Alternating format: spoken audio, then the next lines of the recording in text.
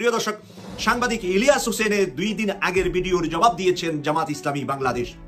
জবাবটা যখন আপনারা শুনবেন তখন প্রস্তুতি রাখেন, আমার মতো একটি টিস্যু হাতে রাখেন, যে আপনার চোখের পানি চলে আসবে যে কি সুন্দর আর কি চমৎকার জবাব দিয়েছেন জামাত।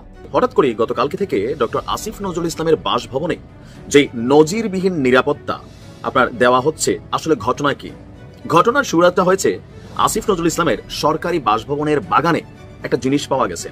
আর ওই জিনিসটা পাওয়ার পরপরই পুলিশের counter terrorism and transnational crime unit মানে সিটিটিসি আপনার এই জিনিসটা পাওয়ার পরে তারা বলছেন যে এটা একটা ড্রোন। জনগণকে বুঝতে না দিয়ে পর্দার অন্তরালে রাজনীতিতে বড় কোনো ঘটনা ঘটে গেছে। যেই ঘটনার প্রক্রিয়া সম্পর্কে জনগণ কেউ জানে না, কাউকে বুঝতে দেওয়া হয়নি, কিন্তু ঘটনার ফলাফল ধীরে ধীরে দৃশ্যমান হচ্ছে। এখন এই মুহূর্তে যত দ্রুততম সময়ের মধ্যে বিচারিক প্রক্রিয়া, আইন প্রক্রিয়ার ফলো করে আপনার মুফতি ফয়জুল করিমকে মেয়র ঘোষণা করুন, না হয় আপনারা যে 2জন মেয়রকে ঘোষণা করেছেন সেটাও জাতির কাছে। আসসালামু আলাইকুম দর্শক, গুরুত্বপূর্ণ একটি নিউজে আপনাদের সকলকে স্বাগতম। প্রিয় দর্শক, আজকে ভিডিওর শুরুটা দেখেই ঠিক বুঝতে পেরেছেন আজকে ভিডিওটা ঠিক কতটা গুরুত্বপূর্ণ।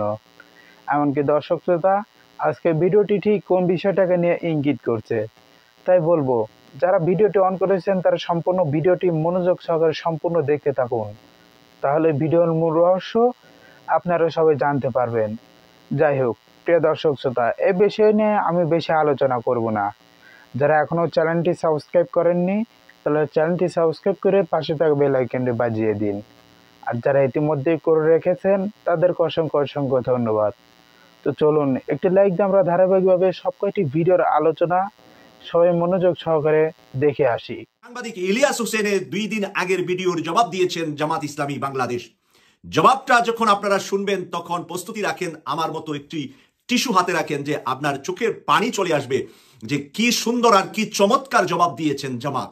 এরকম চমৎকার জবাব আমি শুনে আমি 3 বার চিঠিটি পড়লাম, 3 বার লেখাটি পড়লাম এবং ভাবলাম যে কত মহৎ আর কত নর্মতা আর কত ভদ্রতা আছে জামাতের মাঝে। কারণ জামাতের আমিরকে নিয়ে সাংবাদিক ইলিয়াস হোসেন ভাই কিছু শক্ত কথা বলেছেন। সেই শক্ত কথাগুলা থেকে আমরা ভেবেছিলাম জামাত অফিসিয়ালি বা জামাতের কেন্দ্রীয় সেন্ট্রাল নেতারা মিডিয়াতে হয়তোবা ইলিয়াস হোসেন ভাইকে শক্ত কোনো জবাব দিবেন, কঠিন কোনো কথা বলবেন, বা এই কথা আমিরকে বলার কারণে, আমিরকে নিয়ে সমালোচনা করার কারণে তারা হয়তো রাগ পোষণ করবেন। কিন্তু উল্টা ইলিয়াস ভাইয়ের উপরে জামাতের ভালোবাসা দেখে আমি 3 বার পরে 3 বার টিস্যু দিয়ে চোখ মুছেছি। প্রিয় দর্শক, আপনাদের সামনে আমি সেই লেখাটা তুলে ধরছি, যেই লেখাটা সাংবাদিক জিজ্ঞেস করলেন ঢাকা মহানগর দক্ষিণ জামাতের আমির এবং প্রাক্তন রাজশাহী বিশ্ববিদ্যালয়ের ছাত্র শিবিরের খুব দুর্দিনের কঠিন দিনের সভাপতি, আর তারপর বাংলাদেশ ইসলামী ছাত্র শিবিরের সেন্ট্রাল সভাপতি হয়েছিলেন নুরুল ইসলাম বুলবুল, যাকে আমরা রাজপথে এই স্বৈরাচার আন্দোলনে সংগ্রামে বৃষ্টি কাদা ঝড় তুফান যাকে ঘরে রাখতে পারে নাই, সেই নুরুল ইসলাম বুলবুল আজকে সাংবাদিকদেরকে প্রশ্নের জবাবে চমৎকার উত্তর দিয়েছেন।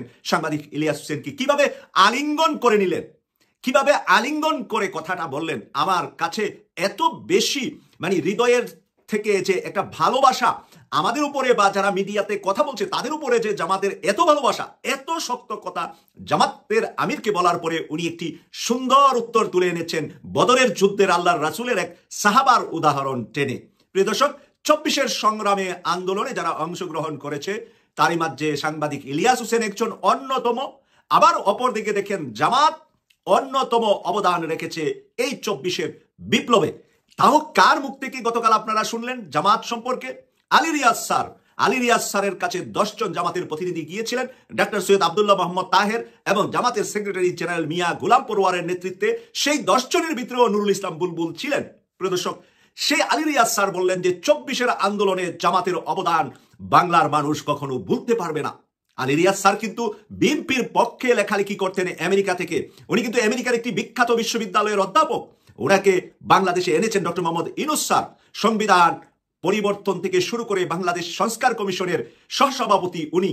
সেই আলী রিয়াজ স্যার কালকে জামাতের যে প্রশংসা করলেন, যেই কথা বললেন, এর আগে উনি অনেক দলের সাথে বসেছেন।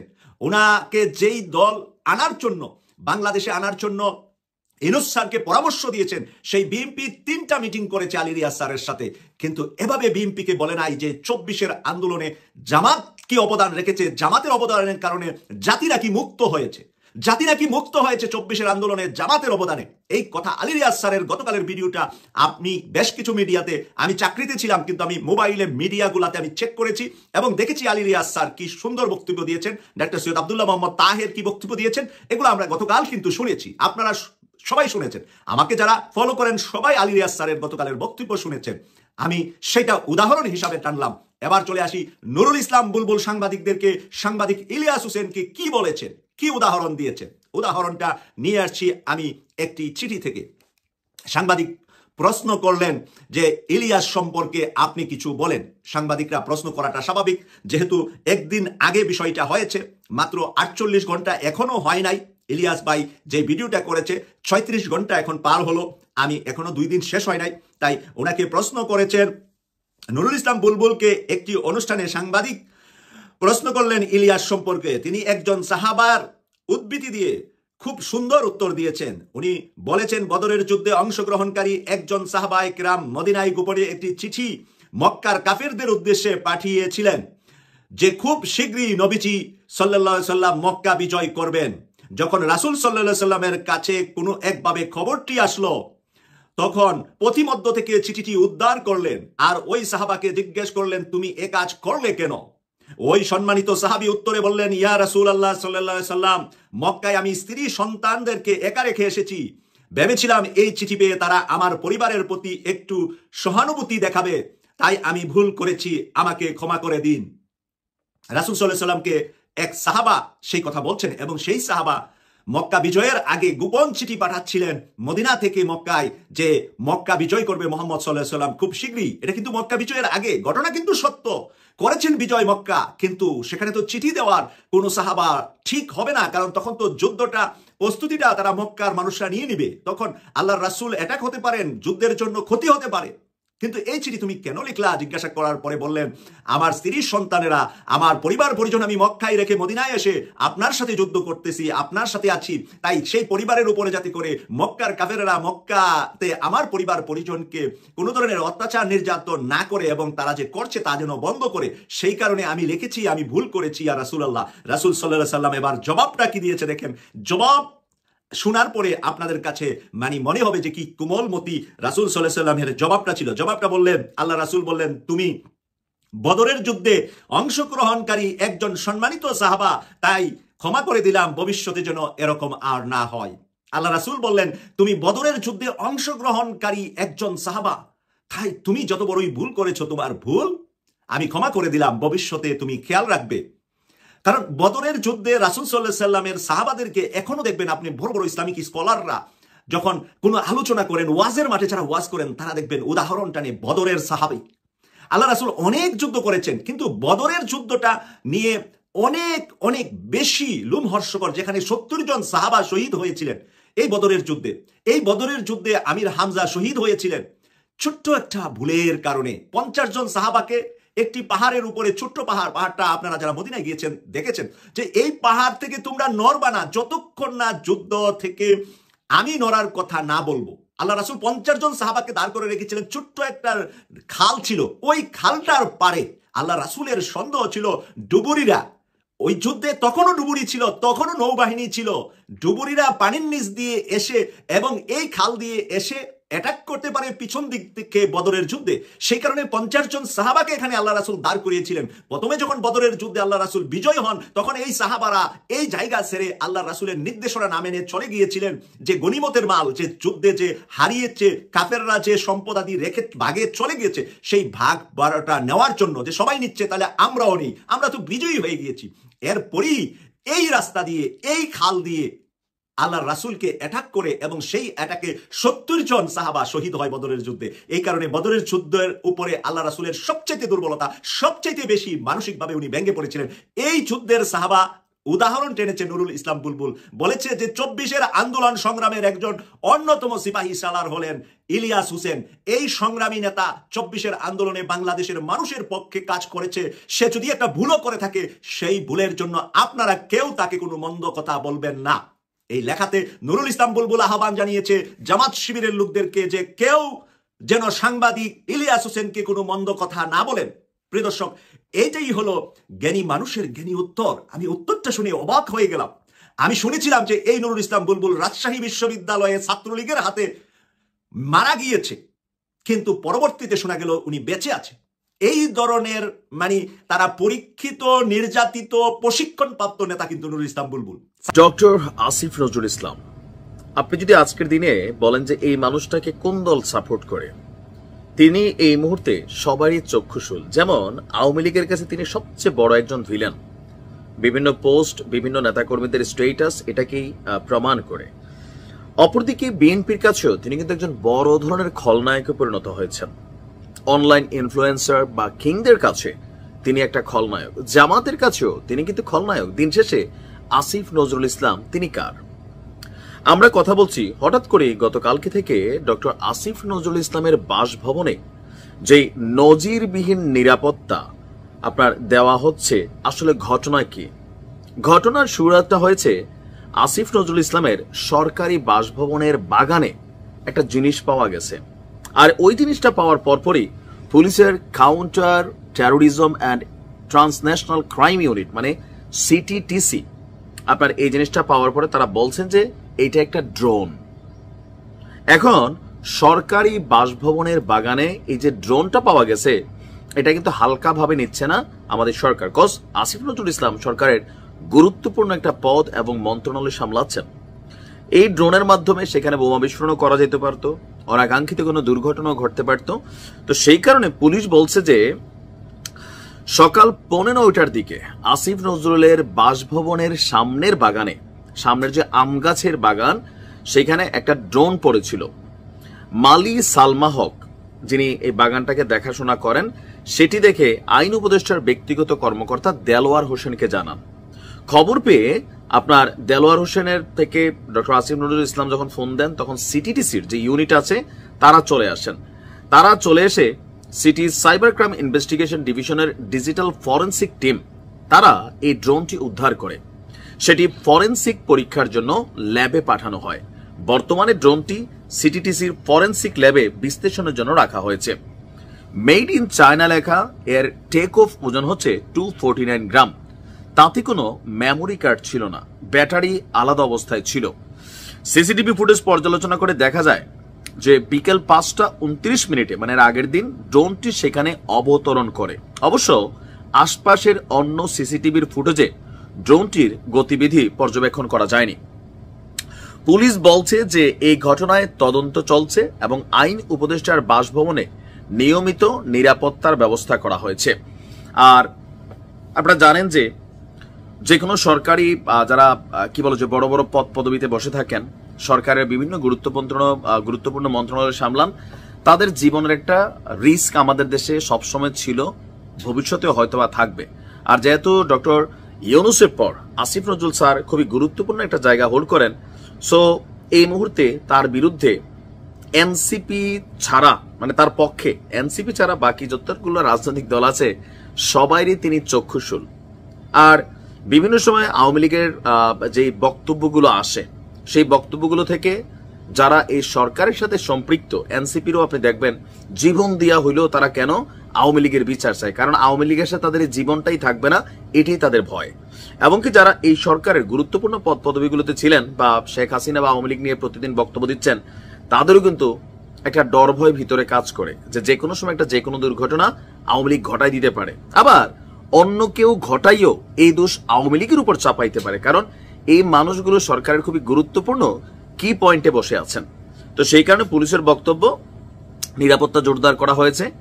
আর কি বলা হয় যে মানে এখানে এই যে ড্রোনটা ঢুকছে, এটা তো নিচেতে ঢুকে না যে গেটে 4 জন পুলিশ থাকলো ঢুকে গেল, সেখানে সিসিটিভি ফুটেজ লাগানো হয়েছে, আরো এক্সট্রা যে নিরাপত্তা প্রযুক্তিগত সেগুলো দেওয়া হচ্ছে। জনগণকে বুঝতে না দিয়ে পর্দার অন্তরালে রাজনীতিতে বড় কোনো ঘটনা ঘটে গেছে। যেই ঘটনার প্রক্রিয়া সম্পর্কে জনগণ কেউ জানে না, কাউকে বুঝতে দেওয়া হয়নি, কিন্তু ঘটনার ফলাফল ধীরে ধীরে দৃশ্যমান হচ্ছে। রাজনীতিতে ভারতের কালো মেঘের ছায়া। আওয়ামী লীগ হঠাৎ করে উজ্জীবিত, আওয়ামী লীগ নড়াচড়া দিয়েছে, আওয়ামী লীগ গর্ত থেকে বের হতে শুরু করেছে, তারা মিছিল করছে, গ্রেপ্তার হচ্ছে, ব্যাপকভাবে জামিন পাচ্ছে, আওয়ামী লীগের অনেক নেতা জামিন পাচ্ছে। এবং যারা কারাগারে আছেন তাদের যারা এতদিন কান্না করতেন এজলাসে এসে, তারা এখন হাসেন, তারা এখন ঘোষণা দেন যে আমরা নির্বাচন করব। অথচ এটা কল্পনা করারও কথা না, কল্পনাও আসার কথা না যে আমরা আগামী নির্বাচন করব। তারা এখন হুমকি ধামকি দেন, তারা এখন জামাত শিবিরকে গালি দেন, যেটা সাহস করার কথা কিছুতেই ছিল না। তো এই যে আওয়ামী লীগের লোকজনের জামিন পাওয়া এবং অনেকে গ্রেপ্তার হয় কিন্তু অল্প কিছুদিনের মধ্যে আবার জামিন হয়ে যায়, মানে দেশব্যাপী কারাগারে থাকা আওয়ামী লীগ থেকে শুরু করে পালিয়ে থাকা সব আওয়ামী লীগের কাছে একটা মেসেজ চলে গিয়েছে যে আগামী দিনে আওয়ামী লীগকে গর্ত থেকে বের হতে হবে, তোমাদের ভবিষ্যৎ ভালো। কিছুটা হয়রানির শিকার হতে হবে, কিন্তু রাজনীতিতে রিপেট্রিয়েট হবা তোমরা। এরকম একটা বন্দোবস্ত হয়েছে, এই জায়গাটা আমরা আবার আলোচনা করতে চাই। বন্দোবস্ত কিভাবে হয়েছে?